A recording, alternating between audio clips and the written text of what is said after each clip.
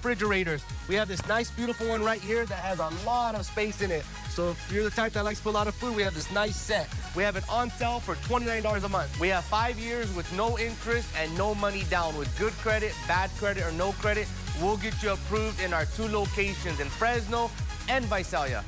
You're bringing good advice, Reeve. Thank you. Have you had to learn all this the hard way? Yes, I did.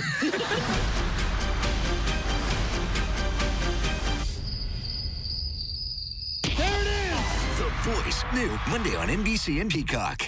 Rob and Aaron's relationship is very dangerous. Time to put an end to the Rob mob. This game's going to be high stakes. I am an epic failure. If Aaron's gone, I got no one.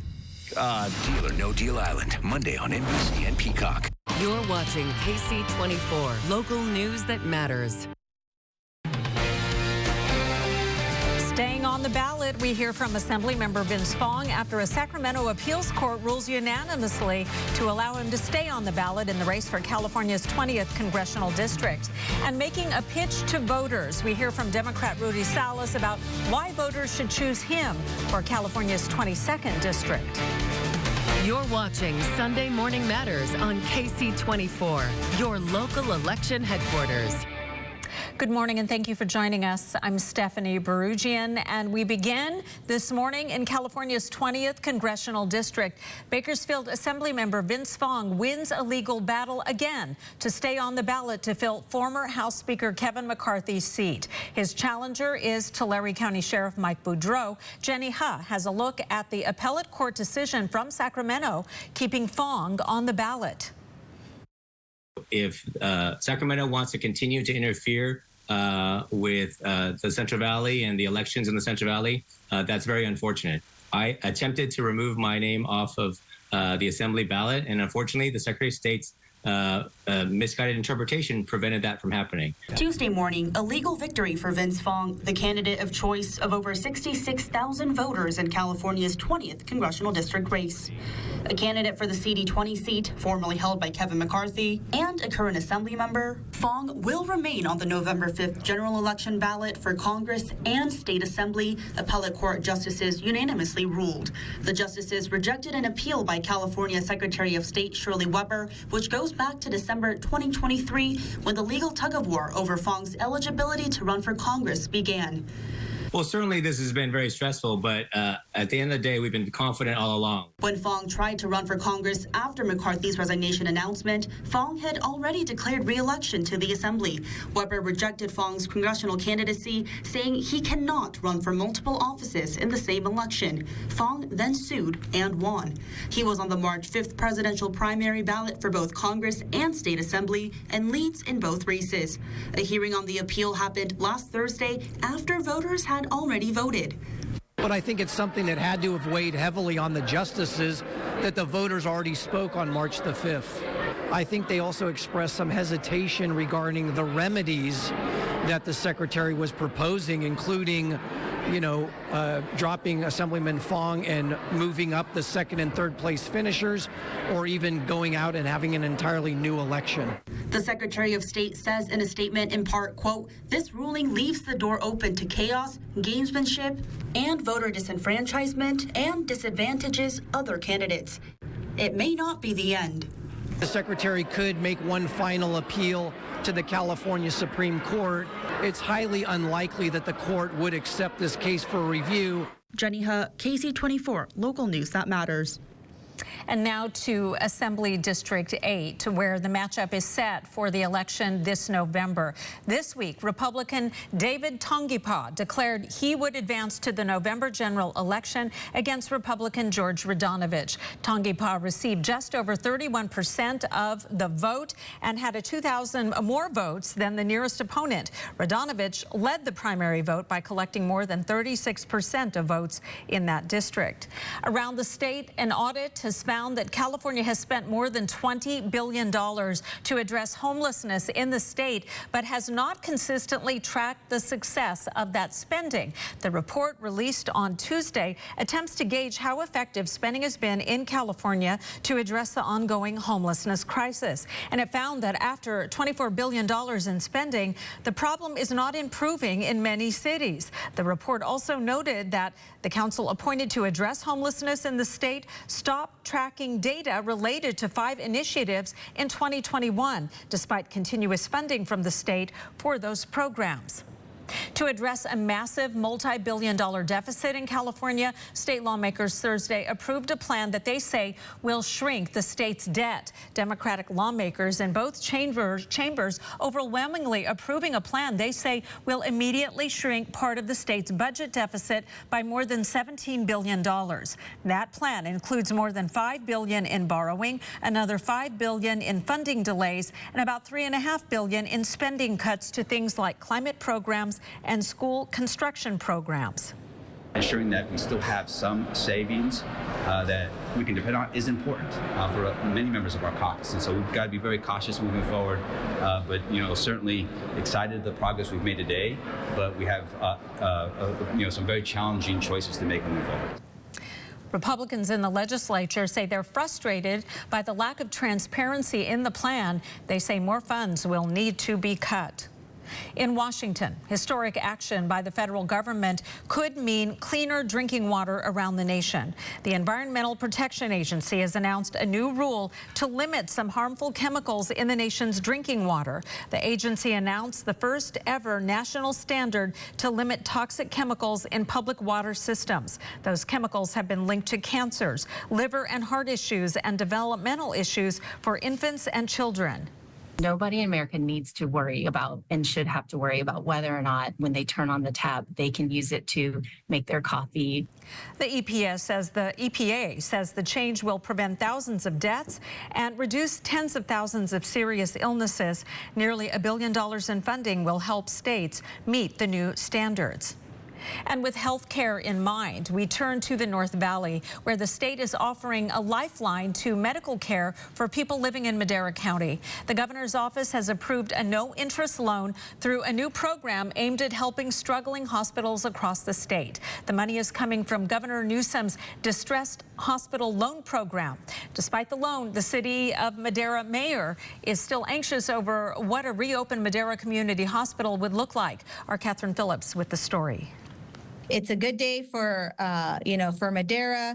It's a good day for the Valley, and it's a good day for the, neighboring counties that have been sharing on the burden. Assemblymember Esmeralda Soria says a $57 million no-interest loan is on its way to Madera. I think that it provides hope to the families that have relied on Madera Community Hospital, that now it seems a little bit more real, that we are moving forward. Madera Community Hospital closed over a year ago, and since then, thousands have had to drive out of town to get treatment, or worse, have gone without care. Since the hospital's closure, Soria says she's been working to find a path to reopen the facility and says this loan will help them get there. In order to get the loan, the state government had to sign off on their application to change hospital management. In total, 16 hospitals across the state are benefiting from similar loans from the program, with Madera Community taking the top amount. Even Tulare County's Cahuilla Health is getting over $20 million to help keep their doors open. However, there's still some uneasiness for Madera Mayor Santos Garcia, especially regarding the new management. There is a ray of hope. There is a light at the end of the tunnel for us, but we're really confused about what that means about the reopening of the hospital.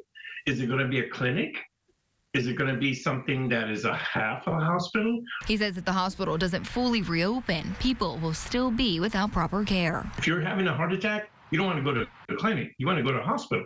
If you're having a baby, you don't want to have it at home. You don't want to have it in the back of a police car. You want to have it at a full-blown hospital.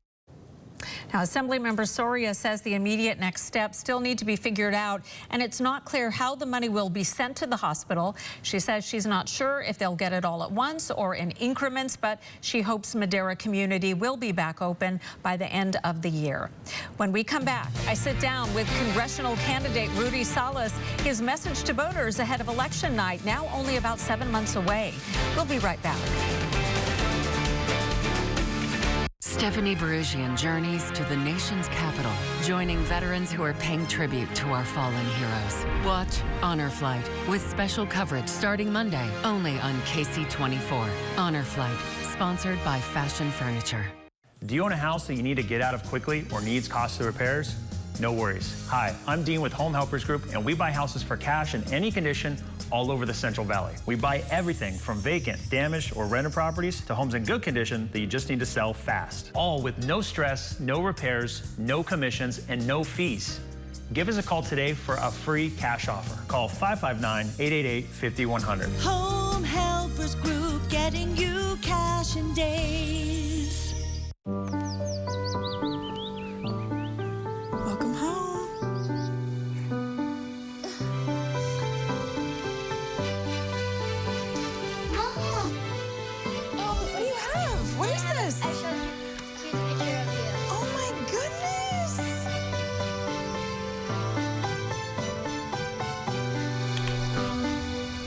Welcome home.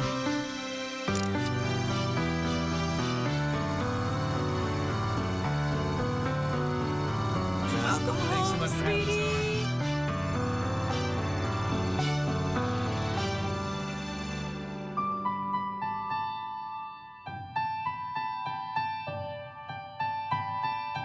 Welcome home, Mom. Because they gave you the best home they could. Now, it's your turn. A place called home, luxury living. Welcome home. Sometimes all you need to get the party started is a little help from your friends.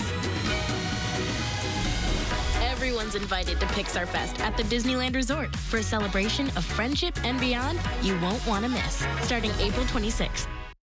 You're watching Sunday Morning Matters on KC24, your local election headquarters. It's a rematch for California's 22nd congressional district. This November, voters will decide once again between former Assemblymember and Democrat Rudy Salas and Republican Congressman David Valadao. I'm joined now by Rudy Salas, is gearing up for an interesting election season. Thank you so much for joining us this morning. Thank you. Thank you for having me. Of course. Well, we want to begin with the rematch in District 22. You and Valadao faced off before, and voters decided that he would keep his seat in 2022. What are you doing this time around to bring the voters into your side? Yeah, you know, we're engaging voters a lot sooner. We know that the last election cycle was a really low voter turnout. I mean, even for the Central Valley, it was extremely low, and I know that has definitely helped Mr. Valadao. But, you know, what we're doing is we're rolling up our sleeves. We're talking to voters where they are, at the doors, on the phones, through postcards, through the mail. I mean, I have voters come up to me all the time at the grocery store and at the local parks and at any community event. And so it's really informing the voters, like, look, this is what David's doing in Congress. This is actually how he's voting to make life a little bit harder for Valley families. And when we inform the voters, they become really engaged. And so I think you're going to see a lot higher voter turnout this time around, but we're definitely engaging a lot sooner. Okay, will there be an opportunity for a debate in 2024? There wasn't one in 2022. What are your thoughts on that? Yeah, I'm open to a debate. I was open last time. You know, when David Valadao was attacking me and our campaign for standing up for opioid victims and families, you know, we asked a very simple question: apologize to those families, which David did not do. And so, you know, we're happy to debate, I mean, there's a stark difference between our campaigns and our visions for the Central Valley, for Central Valley families, right? Our records are very different. I have a record of, you know, making sure that California, for instance, lowers the price of medicines and prescriptions, things like insulin for people with diabetes. When you look at the millions of dollars I brought back for infrastructure, for our local colleges, you know, David Valadao had a chance to vote on all of these things. He voted against bringing millions of dollars back into the Valley.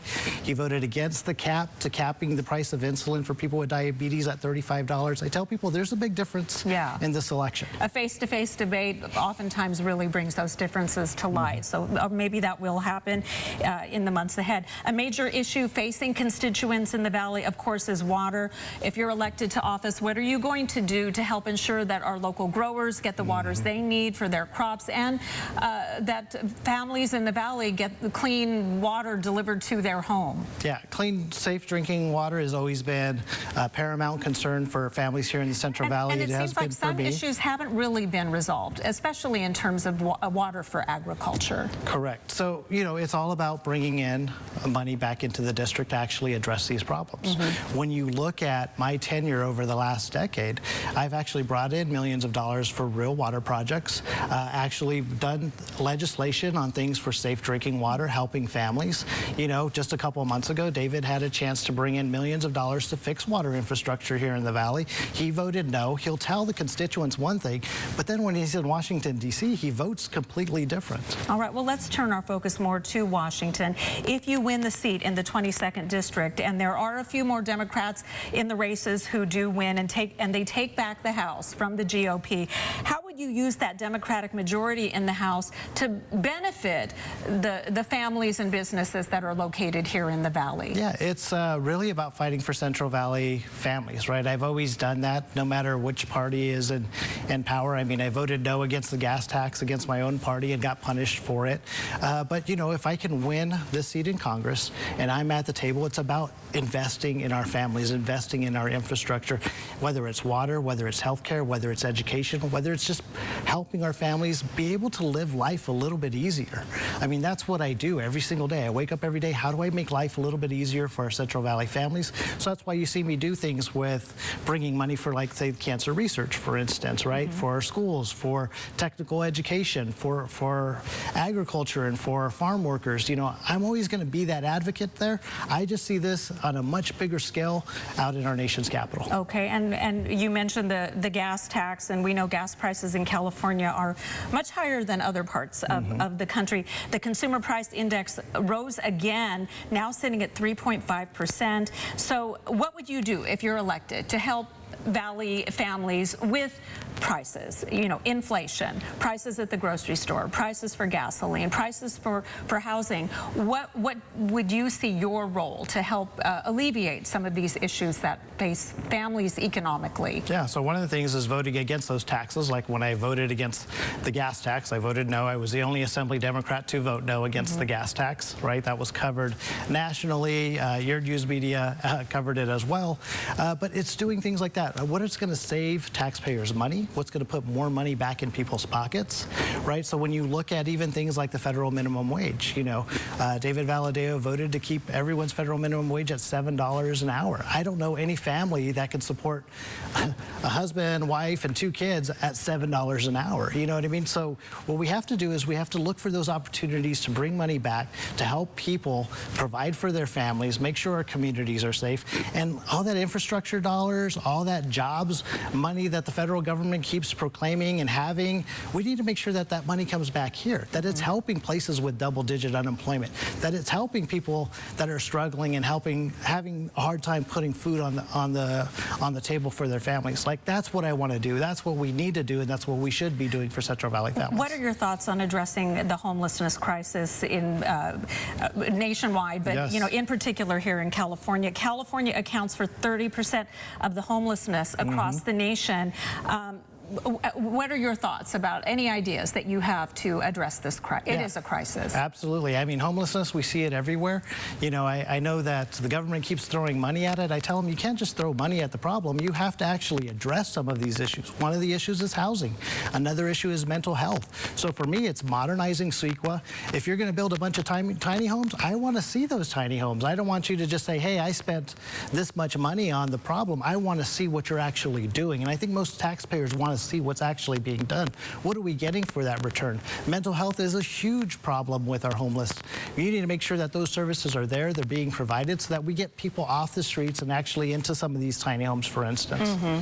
Well, any other issue that really stands out as something that you're hoping to address should you win this seat? Yeah, you know, it's really about Central Valley families. It's like standing up for us no matter what Washington, D.C. or the party bosses say. I have a proven record of doing that. It's about bringing money back in, infrastructure dollars, whether it's making healthcare more affordable, whether it's capping the price of insulin, whether it's providing job training and technical skills for all of our students and people graduating, making sure that they can provide for their families in the future. Like, that's what I'm about. I'm about rolling up my sleeves, getting something done. I tell people there's a lot of people that will stand on a soapbox and blame the whole world for why things aren't getting done. I feel like, you know, there's too much of that. We need somebody that's ready to roll up their sleeves and just get the job done and make life easier for Central Valley families. All right. Our thanks to former Assemblymember Democrat Rudy Salas. Good luck in your race for the District 22 congressional seat. Thank you. I appreciate it. And we'll be right back.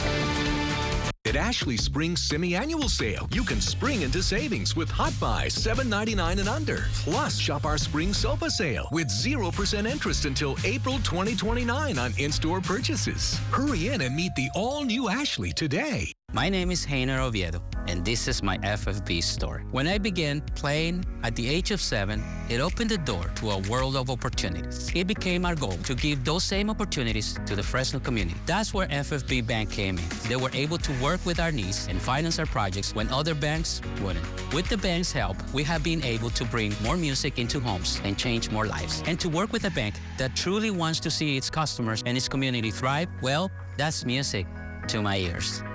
There's something special about brewing a beer in our small community here in Fresno. My name is Arthur Moye. I am the CEO of Full Circle Brewing Company.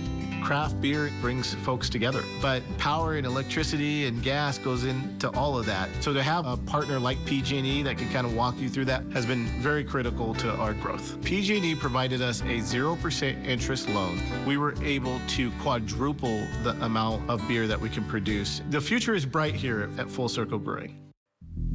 Being a tattoo artist isn't just about drawing cool designs or hanging intricate artworks.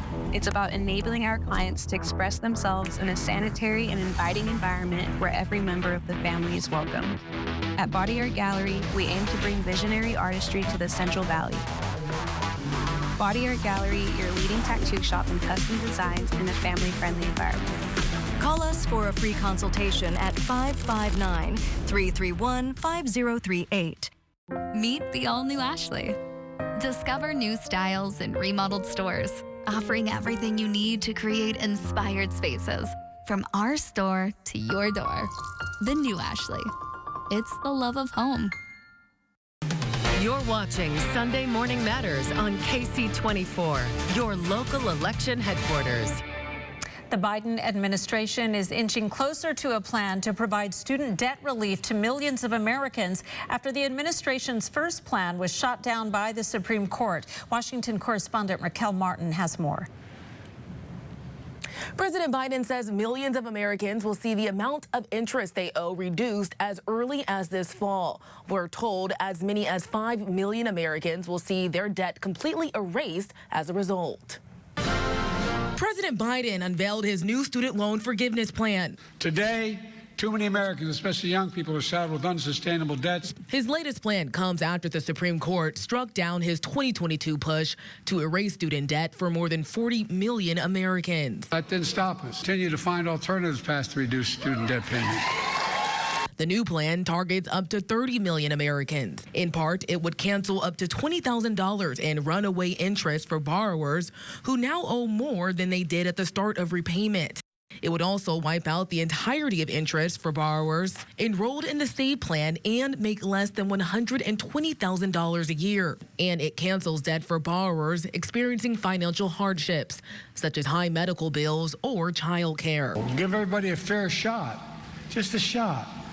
freedom to chase their dreams. The president made the announcement in the swing state of Wisconsin, and Republicans there are slamming the move. He's trying to buy votes. Expecting our hardworking blue-collar men and women who decide to go to trade school to pay off the bill of people that have decided to get a four-year degree. Adam Kissel with the Conservative Heritage Foundation says he expects another legal battle at the Supreme Court. We could see a dozen AGs representing a dozen states once again sue the Biden administration over this unlawful action.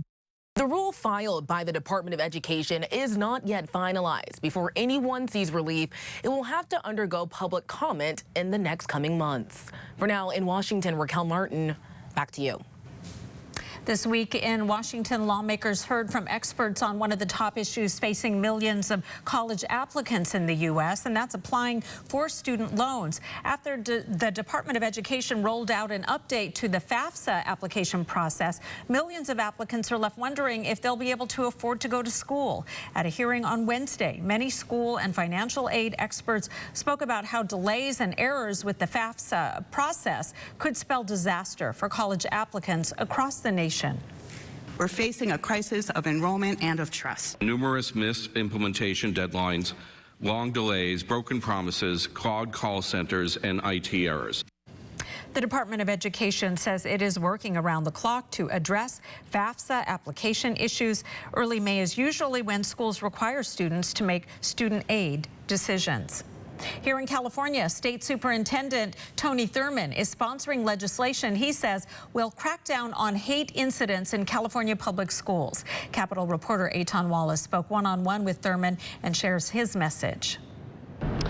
Well, Thurmond and others who spoke here at the California Department of Education say they've heard too many stories about students facing hate at public schools, and now they say it's time for action. We're standing together to say that there is no place for hate. That was California Superintendent of Public Instruction Tony Thurmond's message as he urged support for 3 bills he says will fight against hate in California public schools. When something happens, even if it's awkward or uncomfortable, it must be addressed. But he says addressing and investigating acts of hate in California K-12 schools has been challenging because the state lacks a fully dedicated office on that very topic. But he argues that will change with Senate Bill 1421. It will create the Department of Education's very own Office of Civil Rights. Thurmond going one-on-one with us about why he's backing the proposal. No room for hate. We want to address anti-Semitism, Islamophobia, any kind of hate, black-white racism, whatever it is, we want to address it. Hate that they often face. Teresa Dranick of the Anti-Defamation League says her office has routinely been notified about anti-Semitic incidents in particular. We're seeing Jewish students who are identifiably Jewish by maybe what they wear or a necklace that they wear being called dirty Jews. We're being told by parents and by students on a daily basis that kids are afraid to go to school wearing anything that will identify themselves as Jewish. Those here say social media platforms have led to misinformation and more hate. That's why Thurmond says he's backing a bill allowing school districts to establish policies limiting social media use on campus, and another bill establishing a collaborative to teach school staff about the Holocaust and other genocides. The author of those bills, Senator Henry Stern, believes both will ensure students are better educated. To know that almost 2/3 of American youth don't even know what Auschwitz is, and half don't even know the Holocaust happened. That ignorance is part of a deeper trend. Students in attendance from the Richmond area shared why they believe the proposals will make a difference. Going to school and not having to worry about being targeted, assaulted, anything because of what you present yourself as. Everybody should be accepted of who they are, and you shouldn't question on why somebody's like this way or why somebody's this ethnicity or race or anything like that. And as of now, the bills have no formal opposition. Reporting from the California Department of Education in Sacramento, Eitan Wallace, KC24, local news that matters. And that's going to do it for us for this edition of Sunday Morning Matters. Thanks so much for joining us. We'll see you next week.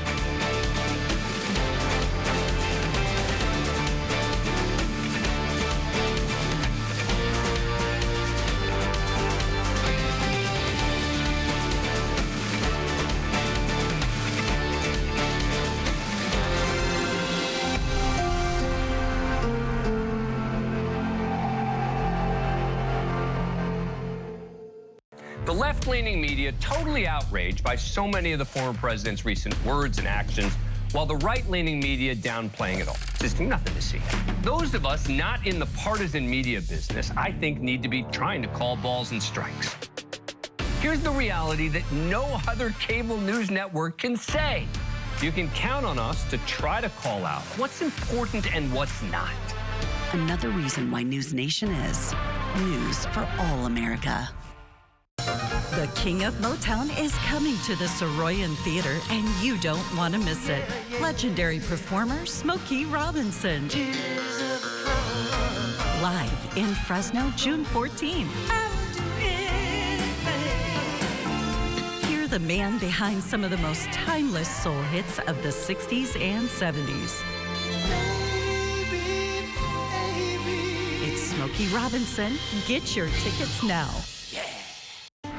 Whenever your home feels too much like the weather outside, and it's too cold inside to appreciate a rainy day, Costless is always here for you. Night or day, we'll flush away all your worries. Serving the Valley over 20 years. With the best prices and results, call us anytime for all your heating and air conditioning needs. Costless Plumbing. Eye on Education is focused on the accomplishments of our schools, teachers, students, and administrators throughout Fresno County. Heard daily on KJUL and Kino. Listen for Fresno County Superintendent of Schools, Dr. Michelle Cantwell-Kofer, sharing important information and stories of success and achievement, thanks to the generous support of the Educational Employees Credit Union and Fresno Coin Gallery. Eye on Education on KJUL 99.3 and 50,000 watt 940 KYNO. Now, on Inside California Politics, Governor Newsom's administration calls for state workers to return to the office at least partially as lawmakers study the impacts of the COVID-19 pandemic on California's downtowns. During the daytime especially, we have seen the impact of not having as much foot traffic as we have had before. Sacramento Mayor Darrell Steinberg on the return to work mandate and how it could impact his city. Plus, a new audit finds California didn't